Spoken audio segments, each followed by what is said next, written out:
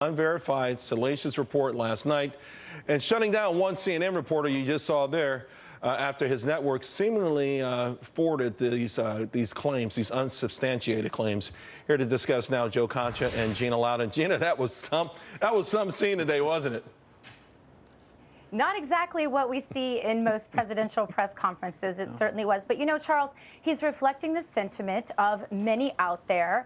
And it's something I'm marveling at, because I think I really thought that some of these networks and newspapers and the rest of the old media was a little wiser than this, Charles. I'm very surprised that they're still playing these games. They're still taking him on, because the reality is they need him a lot more than he needs them these days. To that point, Gina, could there be some anxiety? I mean, the ratings games is tougher today than it was back in the day. There were 3 networks, and then there were some cable networks, and now you've got online news. It's really a tough game these days, and it feels like fake news is the way to get in the headlines. You know, I don't think it is, because if you really look at the numbers, Charles, and that's what it really comes down to, they're laying people off. The newspapers are closing.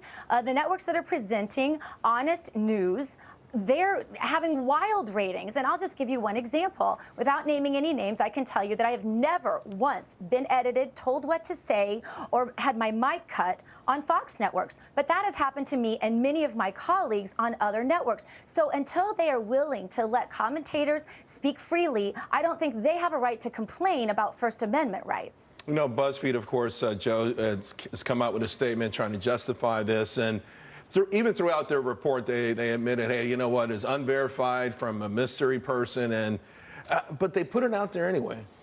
There is no excuse whatsoever to ever publish what they just published. As you said, uncorroborated, unverified, based on third-party intelligence. And they admit before they put out the story, we know there's errors in here, but we're going to do it anyway. We're going to throw it against the wall, see if it sticks.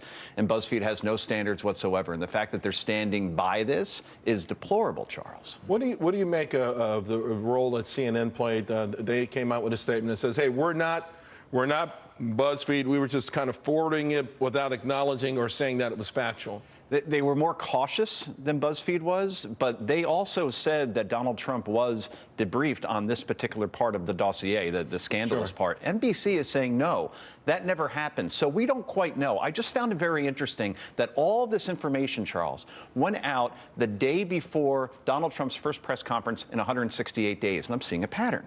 I remember 2 days before a presidential debate, the Access Hollywood tape suddenly got leaked out. And before another debate, Donald Trump's 1995 tax returns were leaked out. So it seems like the timing of these leaks or these stories getting out seems to coincide when Trump's about to be on a big stage. And you know, to that point, Gina, it feels like since the election, there have been so many attempts by progressives to delegitimize the Donald Trump presidency, even wild attempts that they know would fail, but they still feel like, to borrow a phrase from Joe, something would stick.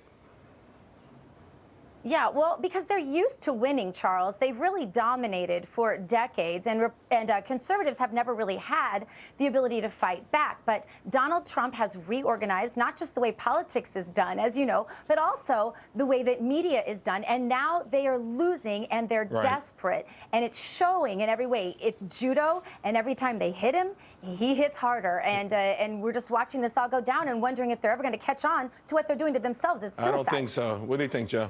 200 reporters were in that room today, Charles. Jim Acosta doesn't have the right to ask a question or demand a president-elect, you have to let me ask you a question. What about all the other reporters in the room? I felt that was unprofessional. And by the way, Donald Trump did take a CNN question very shortly thereafter, but I think he wanted to prove your point as well. Coming up.